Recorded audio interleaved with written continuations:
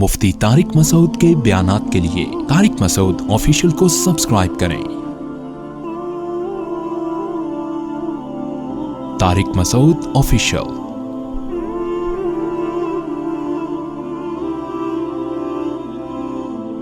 سورہ بقرہ میں جو اہم ترین آیت اللہ نے پیش کی، اللہ نے ہمارے سامنے رکھی ہے، وہ ہے ہدی للمتقین۔ یہ قرآن ہدایت ہے کس کے لیے؟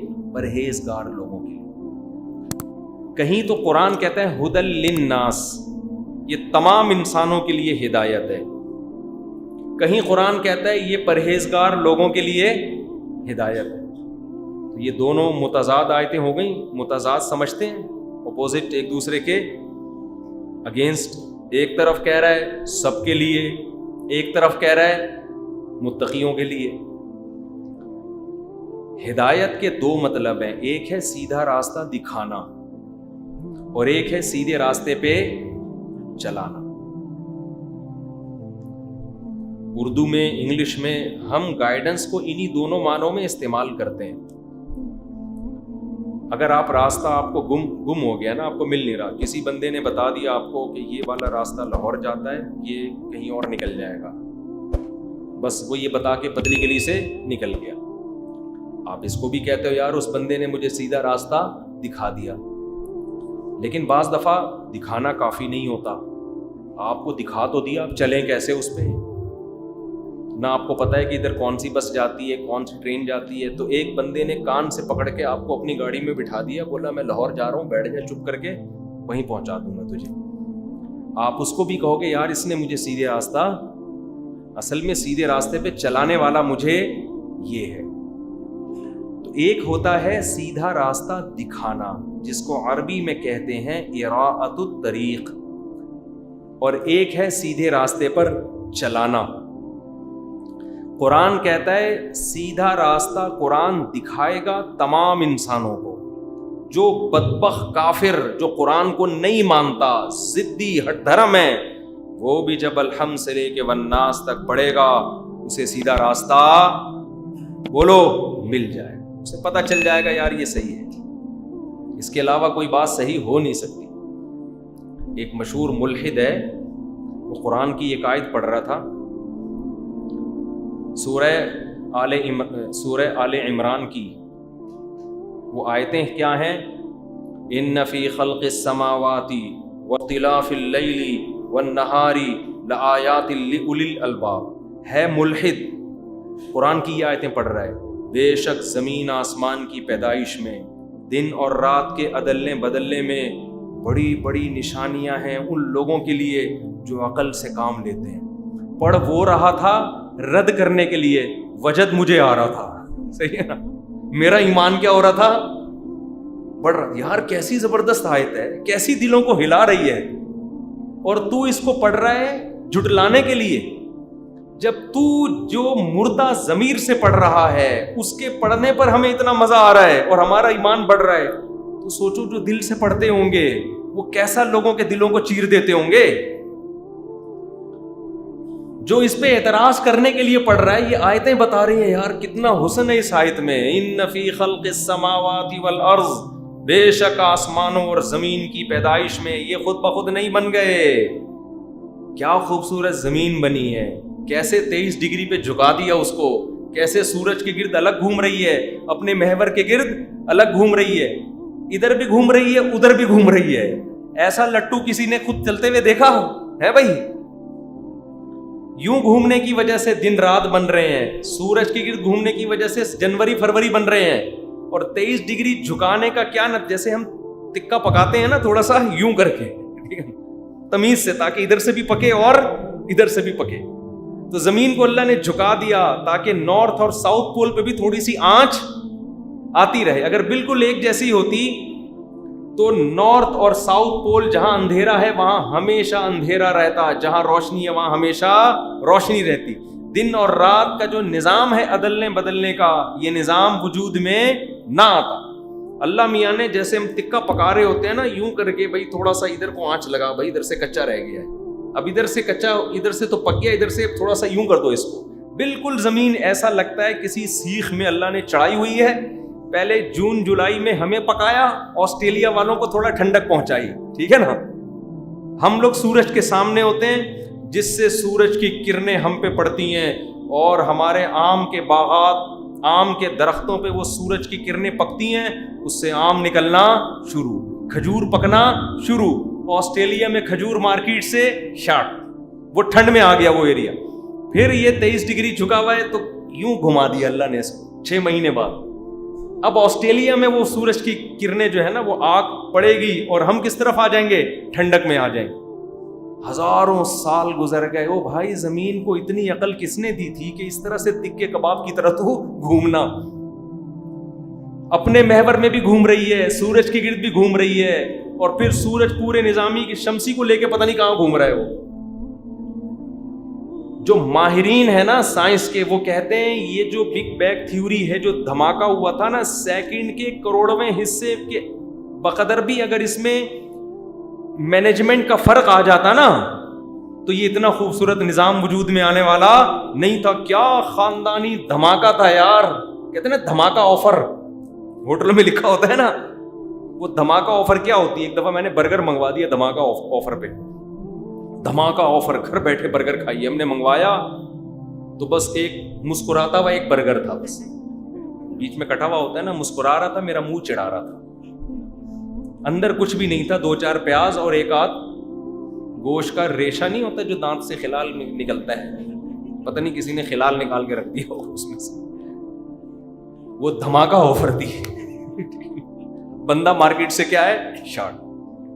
آرڈر پہ یہ ہوتا ہے, آرڈر پہ بعض دفعہ ڈبہ ہوتا ہے, جب کھولو گے تو اندر ڈبہ, باقی کچھ بھی نہیں ہوتا. تو ہماری دھماکہ آفر یہ ہوتی ہے. بگ بینگ تھیوری میں کیا ہے, دھماکہ ہوا ہے بھائی, کروڑوں یعنی سیکنڈ کے لاکھویں اور کروڑویں حصے کا کی مینجمنٹ میں فرق آ جاتا تو اتنی خوبصورت کائنات وجود میں نہیں آتی.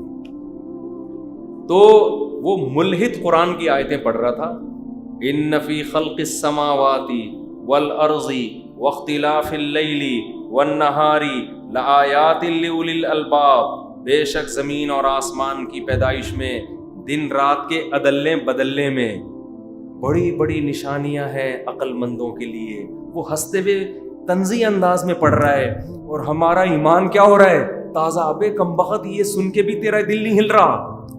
اتنا خوبصورت کلام, ایسا کوئی دنیا کی کوئی مذہبی کتاب تو لاؤ جو ایسا کلام پیش کرتی ہو. آپ ہندوؤں کی کتاب اٹھا کے پڑھ کے دیکھو تو صحیح,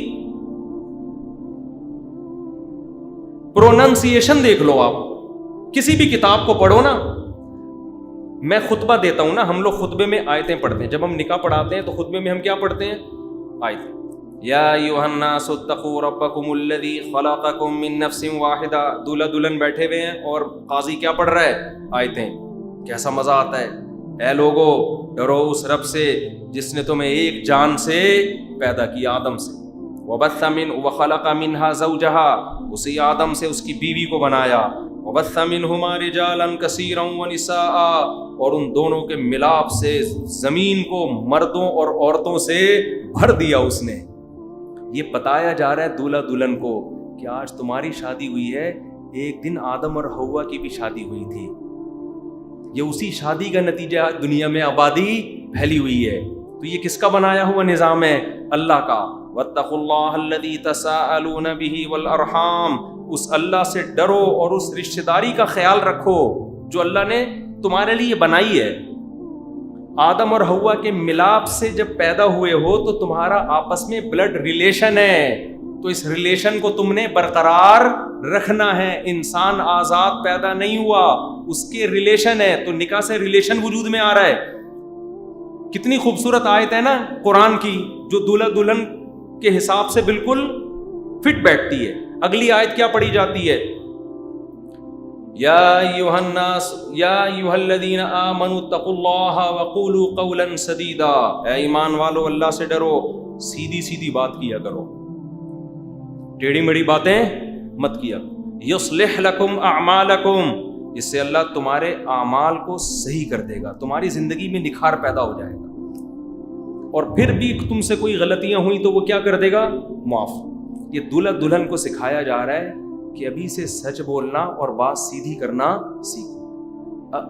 شادی سے پہلے سے ٹوپیاں شروع کر دیتے ہیں, منگنی کے وقت ٹوپیاں, جھوٹ, لڑکا اپنی آمدن غلط بتاتا ہے, لڑکی اپنی عمر غلط بتاتی ہے, ایک دوسرے کو ٹوپیاں کرا کرا کے شادی کے بعد سے پھر جھوٹ. مرد نے 2 پہلے سے چھپا کے کی ہوئی ہوتی ہیں, میرا بیان سن کے آدھا بیان سنا ہوتا ہے. یہ نہیں کہ تو نے اگر 2 کی ہوئی ہیں تو نئی شادی کے وقت یہ تو کم بخت بتا کہ میں 2 کر چکا ہوں, ادھر جھوٹ بول رہا ہے کہ میں کما رہا ہوں, ان کو دھوکہ دے رہا ہے.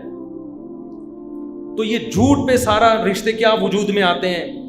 تو قرآن دلہا دلہن کو سمجھا رہا ہے قولوا قولا سدیدا, اللہ سے ڈرو اور بات کیسی کیا کرو, سیدھی. اللہ کو کھرا آدمی پسند ہے, 2 نمبری نہ کیا کرو, گھمایا نہ کرو. آپ اکثر 2 نمبر آدمی کو دیکھیں گے, جو بات پوچھی جائے ٹو دا پوائنٹ جواب دینے کے بجائے بات کیا کرے گا, گھما.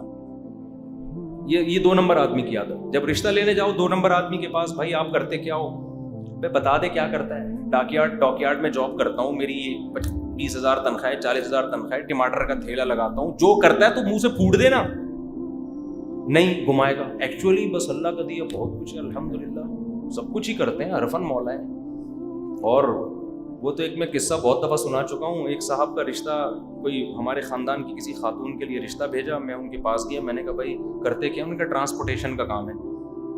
ابے میں نے کہا ٹرانسپورٹیشن میں تو کوئی چیز ٹرانسفر کر رہا ہے کیا, اسمگلنگ کر رہا ہے, چرس بیچ رہا ہے, کیا کر رہا ہے ٹرانسپورٹیشن.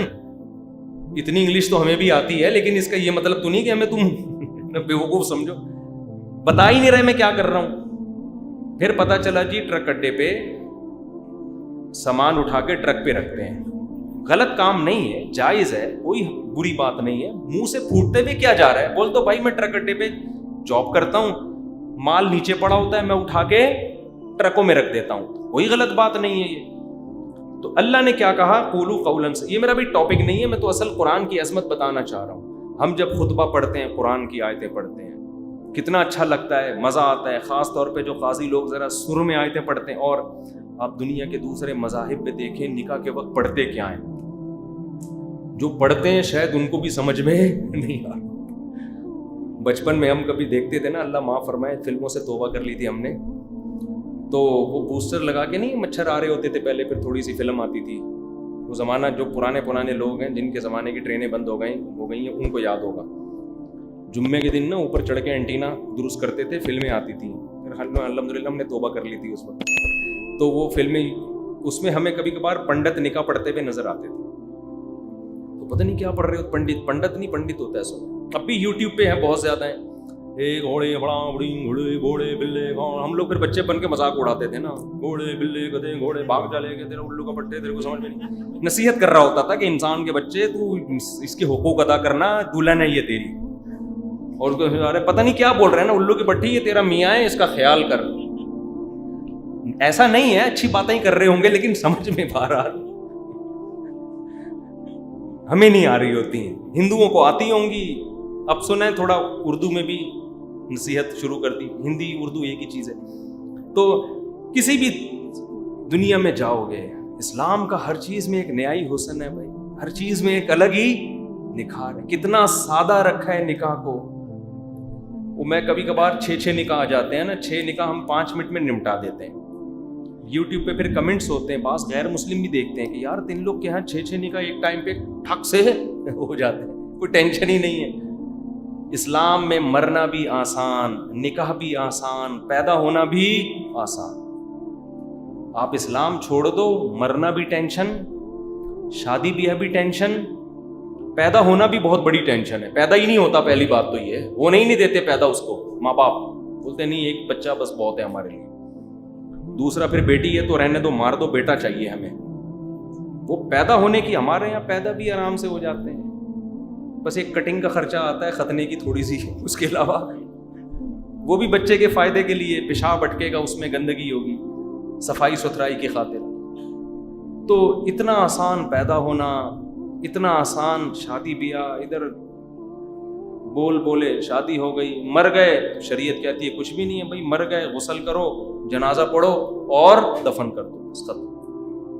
زیادہ فری کرانے کی ضرورت نہیں. باقی اس کے لیے دعا کرو, پوری زندگی پڑھی ہے, دعائیں کرتے رہو. نہ کوئی دیگیں اس میں، نہ کوئی قرآن خوانیاں اس میں، یہ تو ہم لوگوں نے ایجاد کی ہیں چیزیں بعد میں۔